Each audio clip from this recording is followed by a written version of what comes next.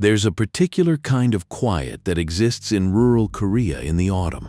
Rice paddies stretching out flat and gold on either side of a narrow road, the sound of insects, the occasional bicycle, bell from someone heading home before dark. Hwaseong, in 1986, was exactly that kind of place. Small, agricultural, the sort of town where a stranger walking down the wrong road at night would have been noticed by someone somewhere within minutes. That's what made what happened there so difficult for anyone to accept at the time and for decades afterward, because whoever was doing this wasn't a stranger passing through. He knew the paths between the rice fields. He knew which roads had no lighting. He knew, with a precision that terrified investigators long before they understood why, exactly how to disappear into a landscape that shouldn't have let anyone disappear at all. Between 1986 and 1991, 10 women were found murdered in and around this one small town. The case would go on to become the largest criminal investigation in South Korean history. Over 2 million police officers logging hours against it, more than 21,000 people questioned, tens of thousands of fingerprints taken. And at the end of all of it, for 33 years, the file stayed exactly where it started, unsolved. This is the story of the Hwaseong Murders, how a small farming town became the site of the case that changed Korean law enforcement forever. Why the answer took over 3 decades to arrive, and what it actually felt like to finally get one, long after the law itself had stopped being able to do anything about it. It's the evening of September 19th, 1986. A woman is walking home along a road that runs beside a drainage ditch and a stretch of open field, a route she has probably walked hundreds of times before. One she likely knows well enough not to think about it all. She's 71 years old. It's the kind of ordinary evening that never makes it into anyone's memory, because nothing about it seems worth remembering. She never makes it home. Her body is found the next day, in the field beside that same road, strangled with her own clothing. There are almost no other details for investigators to work from. No witnesses, no obvious motive, nothing to suggest this was anything other than a single isolated act of violence against a woman with, as far as anyone can tell, no enemies in the world. On its own, a killing like this, however horrifying, doesn't necessarily announce itself as the beginning of something larger. Small towns have tragedies, and tragedies, as devastating as they are usually just that, singular, contained, explainable eventually by something as simple as an argument or a robbery gone wrong. Investigators in September of 1986 have no particular reason yet to believe this is anything other than exactly that. One of the detectives assigned to that first scene is a young officer named Hwaseong. He walks the field. He notes the details, and then, like everyone else involved, he moves on to the next case on his desk because there is at this point no reason at all to think he'll still be thinking about this same field 30 years later. That changes 1 month later. In October, a 25-year-old woman is found dead under nearly identical circumstances, strangled with her own clothing, left in a rural area with no clear motive attached. Then in December, 2 more, within 2 days of each other. By January of 1987, a 5th victim, 19 years old. This is the point where the case stops being a collection of separate files and becomes, in the minds of the detectives working it, one single, continuous thread. Every scene carries the same unmistakable signature, the same method, the same rural roads, the same absence of anything a witness could hold on to. This isn't a string of coincidences. It's one person returning again and again to the same landscape, and growing more confident each time he does. Hwaseong is still on the case by this point, and he starts doing something that will end up mattering enormously. 33 years later, he begins keeping his own personal investigative diary, separate from the official case file, tracking details, timelines, and instincts that don't always fit neatly into a formal police report. He has no way of knowing yet that these notes will still exist, still matter, still be referenced by name in news coverage decades after most of the other detectives on this case have retired, or passed away, or simply moved on to other work.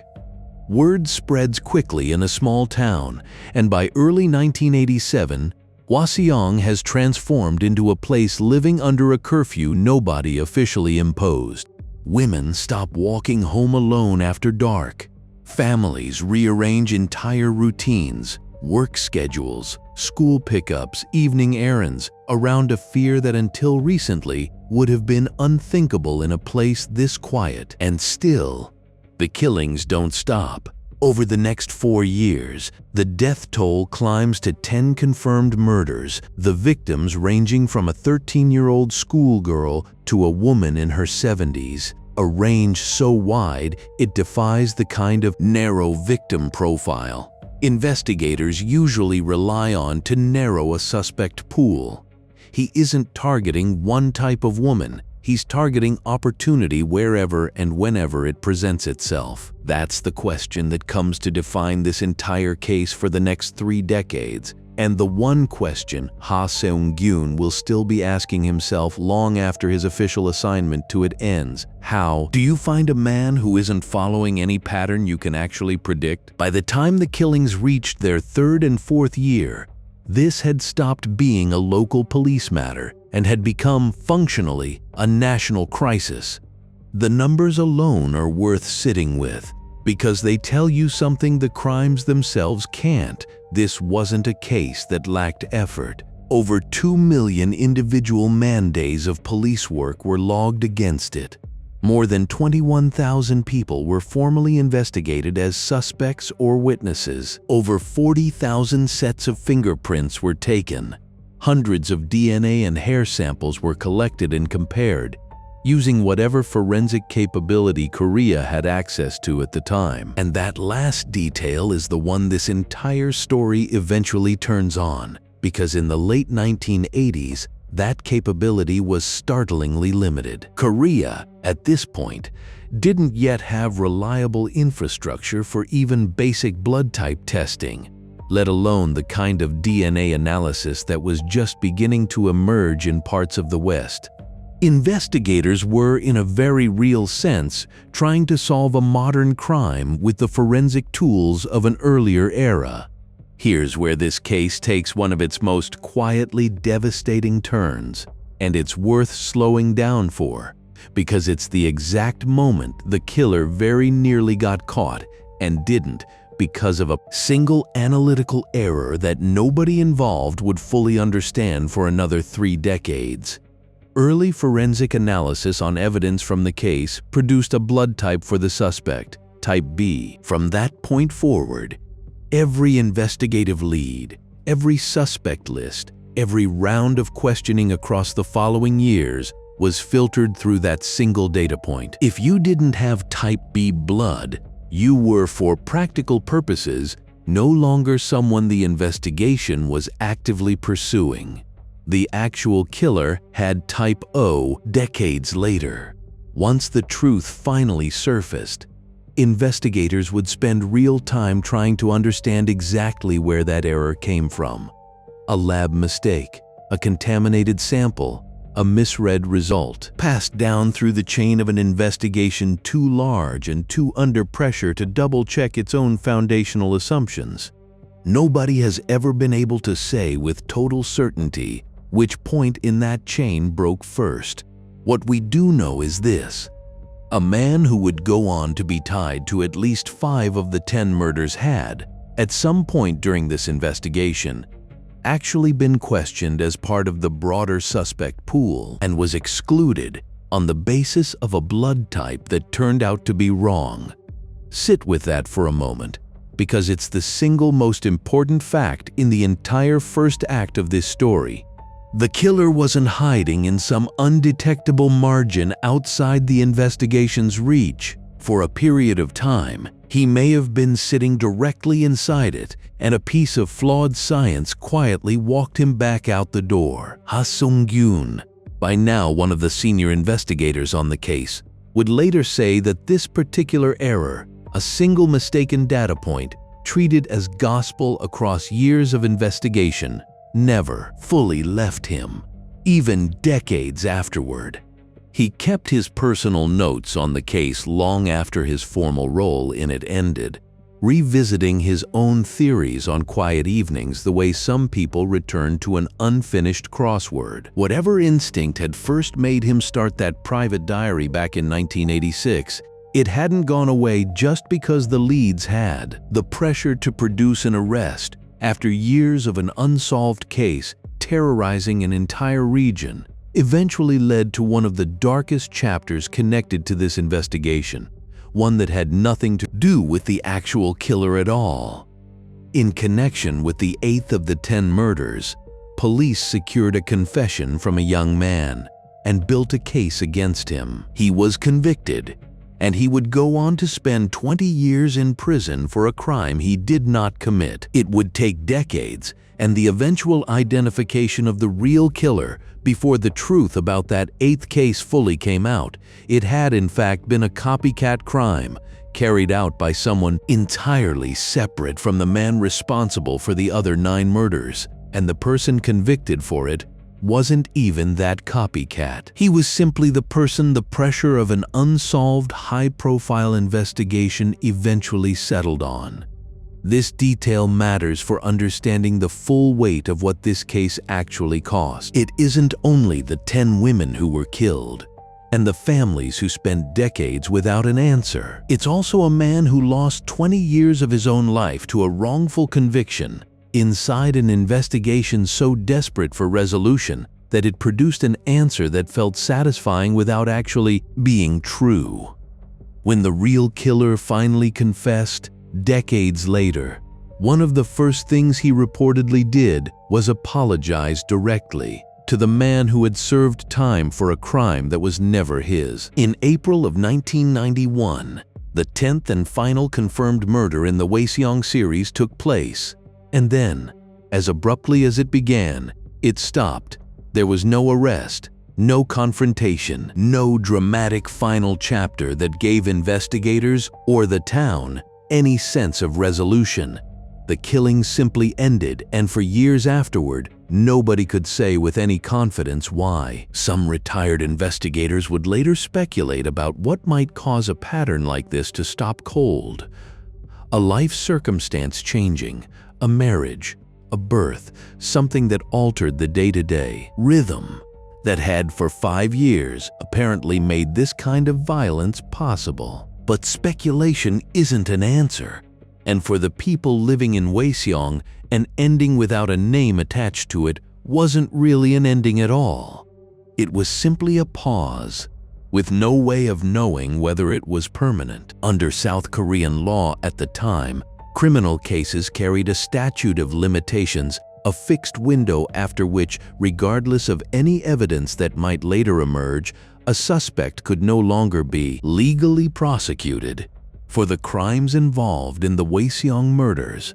That window was 15 years. As the 1990s gave way to the 2000s, that clock kept running, case by case, whether or not anyone involved wanted it to. And on April 2nd, 2006, it finally expired entirely. The 15-year window closing on the 10th and final murder in the series. From that date forward, a fact settled into place that would define the entire rest of this story, no matter what happened next, even if the killer were identified with absolute, unquestionable certainty. He could never be criminally punished for what he'd done in Hwaseong.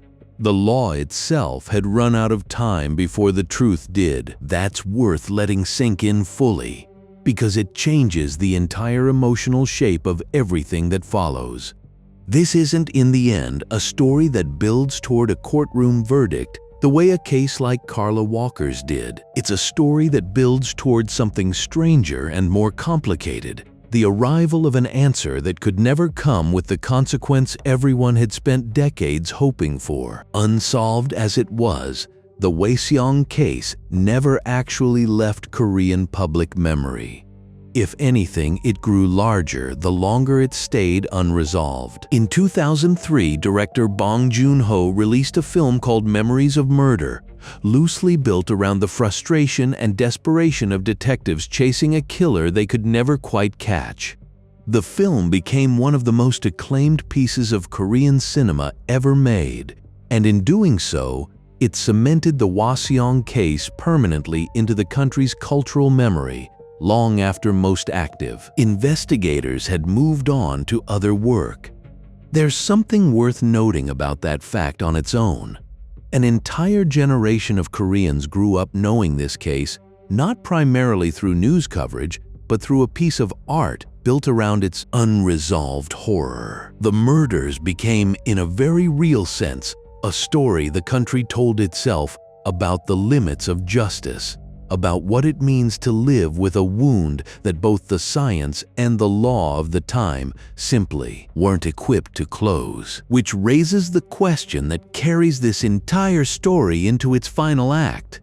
If the case had already outlived its own legal window, if the killings had stopped, if the file had been quietly gathering dust for over a decade, what would it actually take, finally, to put a name to it? Before this story gives him a name, it's worth knowing, briefly, who was actually living inside Hwaseong this entire time. Not to explain away anything that follows, but because the ordinariness of it is part of what makes this case what it is.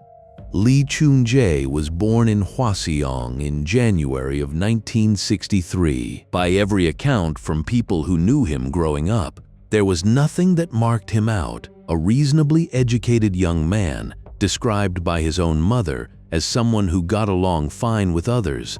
He had a younger brother who drowned in childhood, a loss that reportedly affected him deeply. He graduated high school in 1983, served his mandatory military duty as a tank operator, and was discharged in January of 1986, just 8 months before the first Hwaseong murder. That's the entire biography available for the person who, for the next 5 years, would become the reason an entire town stopped sleeping. Not a stranger who arrived from somewhere else. Not someone who stood out in any way the community could have flagged in advance. Just a young, recently discharged local man, walking the same roads as everyone else. In 2010, Korean authorities assembled something that had nothing directly to do with the Hwaseong case, a DNA database of the country's prison population, built for entirely routine purposes of tracking and identifying repeat offenders across unrelated crimes. 9 years later, that database would become the single most important piece of infrastructure in solving a 33-year-old mystery, not because anyone built it with this case in mind, but because of a much simpler, much stranger fact. The man responsible for the Hwaseong murders had, since 1994, already been sitting inside the Korean prison system, serving a life sentence for an entirely different crime. In 1994, 3 years after the Hwaseong killings had stopped, a man named Lee Choon-jae raped and murdered his own sister-in-law. He was caught, tried and convicted, and sentenced to life in prison for that single crime, the only offense at that point formally connected to his name in any legal record anywhere. For the next 25 years, Lee Choon-jae existed inside the Korean prison system as exactly that, a man serving a life sentence for one murder, with no formal connection whatsoever to the case that had terrorized an entire region a decade before his arrest. His DNA had been in that 2010 prison database the entire time. Nobody had any reason yet to run it against evidence from a case that had already closed its own legal window years earlier. What finally changed wasn't a new lead, or a new witness, or a new confession from someone connected to the original case. It was a shift in the underlying science itself. By the late 2010s, forensic laboratories had developed advanced DNA restoration and amplification techniques, methods capable of extracting usable genetic profiles from biological evidence that was decades old, badly degraded, and far below the threshold that older DNA testing methods could work with at all. This is functionally the same category of advancement that would go on to crack cases like Carla Walker's on the other side of the world. Science finally catching up to evidence that had been sitting unusable for far longer than anyone originally expected it would need to. Investigators went back to the original physical evidence from the Hwaseong case, preserved for over 30 years, in some cases barely intact, and applied this newer technology to it, from a badly degraded sample tied to one of the earlier murders. They were able to build a usable genetic profile for the first time in the case's entire history. That profile was run against Korea's prison DNA database. It matched Lee Choon-jae. On September 18, 2019, South Korean police announced what the country had spent 33 years believing might never actually happen. They had identified a suspect in the Hwaseong Serial Murders. Follow-up testing confirmed DNA matches tying Lee Choon-jae to at least 3 of the original 10 cases, with further evidence eventually connecting him to additional murders in the series. He was, at the time of the announcement, 56 years old, already 25 years into a life sentence for the killing of his sister-in-law, a man the public had had no reason to think about in connection with this case at all. For a country that had spent over 3 decades treating this case as a kind of permanent, unhealed wound in its own history, the announcement landed with a weight that's genuinely difficult to overstate. This wasn't simply the resolution of a single file. It was the answer to a question an entire nation had been living beside for longer than most of its citizens had been alive. One image circulated widely in the days after the announcement, and it's worth describing rather than skipping past, because it captures something words alone don't quite manage. Investigators placed Lee Choon-jae's high school graduation photograph side by side with the facial composite sketch police had circulated back in the late 1980s, built from the limited witness descriptions available at the time. Looking at the 2 images together, the resemblance is difficult to miss. A face the public had, in a strange and unsettling way, technically already seen decades earlier, without any way of knowing what they were looking at. For Hwaseong, the young detective who had walked that first field back in September of 1986, who had kept his own private notes on the case for over 3 decades after his official assignment to it ended, the identification arrived after a professional lifetime spent circling the same unanswered question. He had long since retired by 2019. He would later say that the moment he learned a name had finally been attached to the case, the first thing he did was go back through his own old notebooks, checking his decades-old instincts against a face he had never actually seen coming. DNA evidence alone, even a confirmed match, doesn't automatically produce a confession, and Lee Choon-jae's initial response to being confronted followed a pattern familiar to investigators. Everywhere, denial. Detectives conducted more than 10 separate interrogation sessions with him inside the prison where he was already serving his existing sentence. Each time, according to investigators, he maintained that he had no connection to the Hwaseong murders, despite the DNA evidence already sitting in front of them. There's a specific kind of tension worth naming here, one that's different from most true crime cases. The man being questioned had, by this point, nothing left to legally lose. He was already serving a life sentence. He knew almost certainly that the statute of limitations on the Hwaseong murders had expired years earlier, meaning that even a full confession couldn't add a single additional day to his existing punishment. And still, for weeks, he denied everything anyway.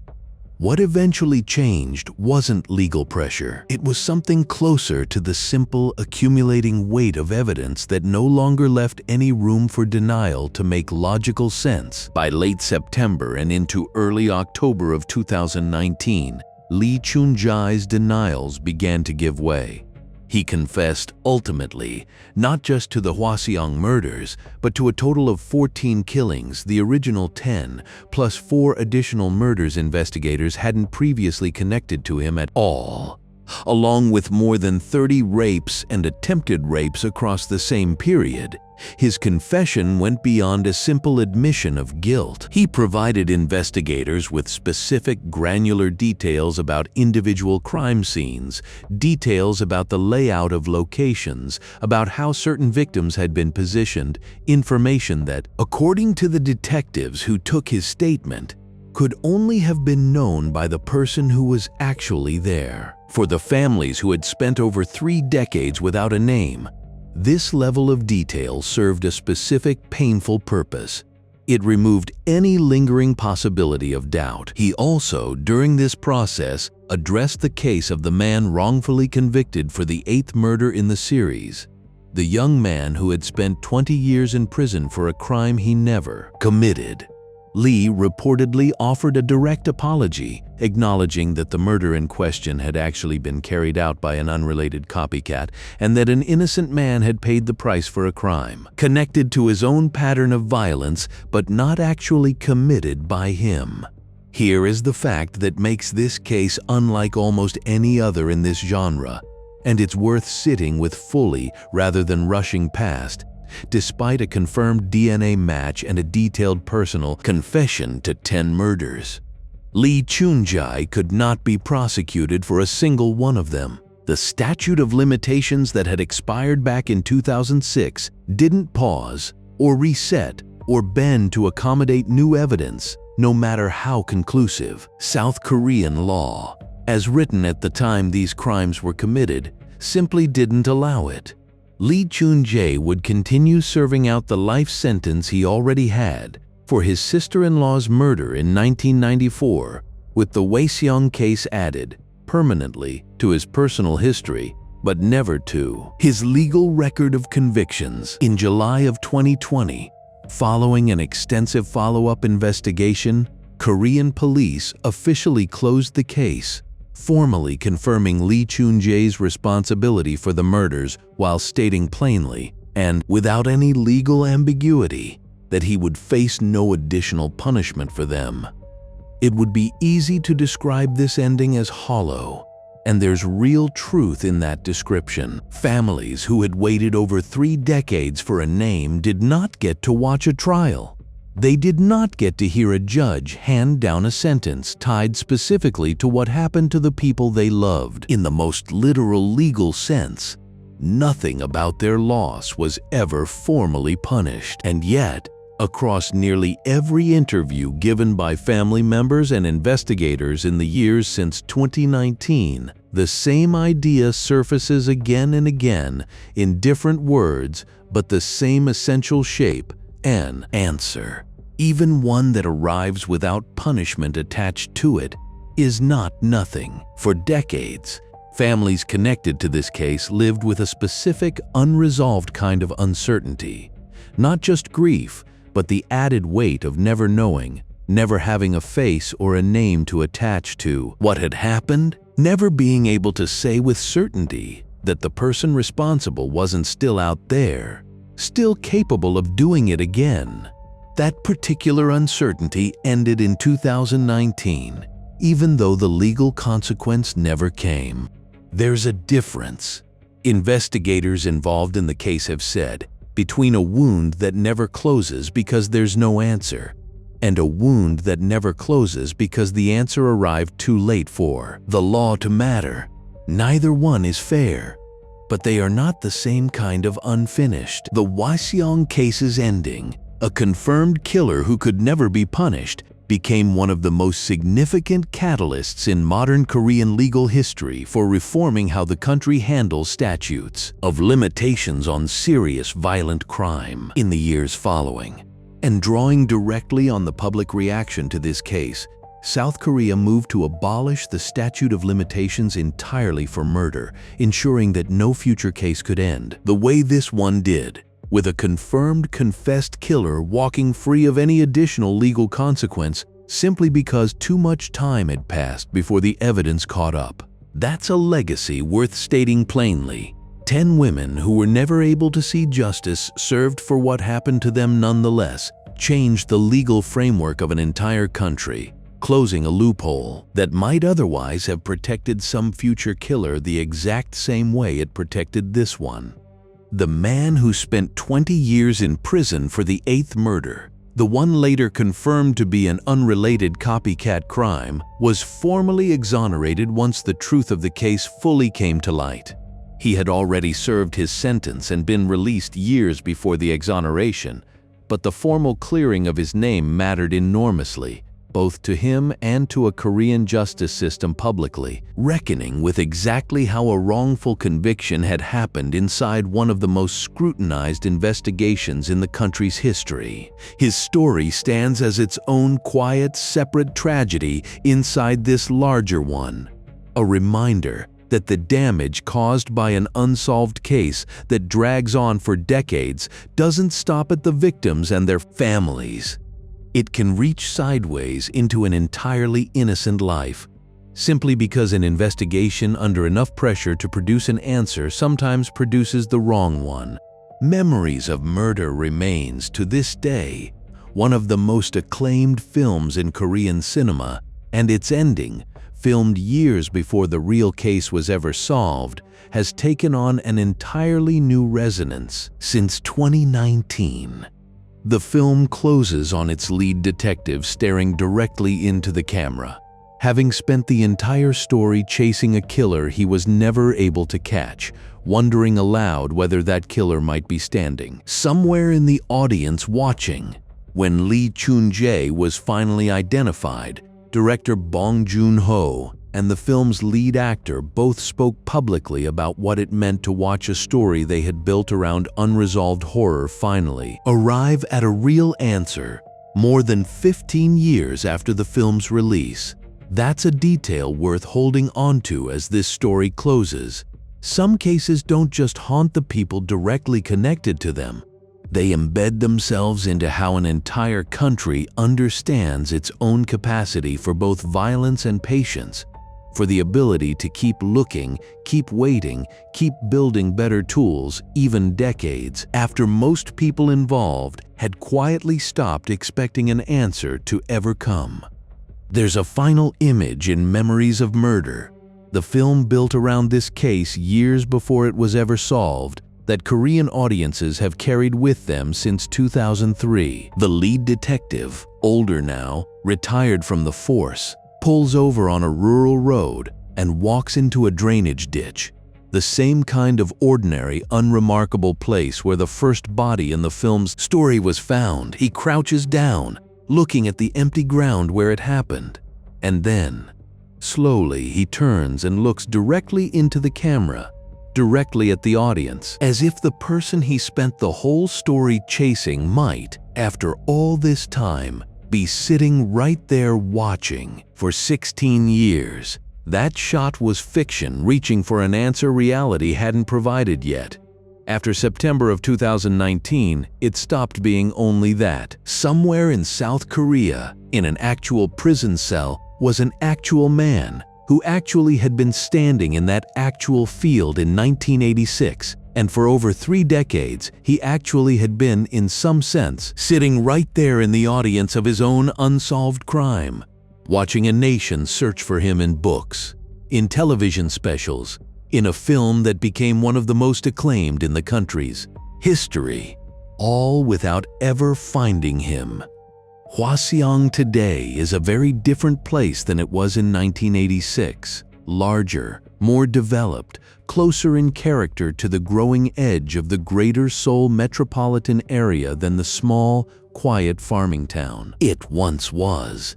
The rice paddies that once bordered its darkest roads have, in many places, given way to new construction entirely. Somewhere underneath that development, if you knew exactly where to look, is the same field Hwaseong walked as a young detective in September of 1986, the one he was apparently still thinking about in his own private notebooks. 33 years later, 10 women lost their lives here between 1986 and 1991. One innocent man lost 20 years of his own life to a wrongful conviction connected to the same case. An entire country spent over 3 decades not knowing, and then, finally, in the space of a few weeks in the fall of 2019, knowing everything at once: a name, a face, a detailed confession, and the bitter, unavoidable fact that none of it could ever be formally punished. That's the story of the Hwaseong murders. Not simply a case that took 33 years to solve, but a case that changed what solving actually means once the answer arrives too late for the law to do anything with it at all.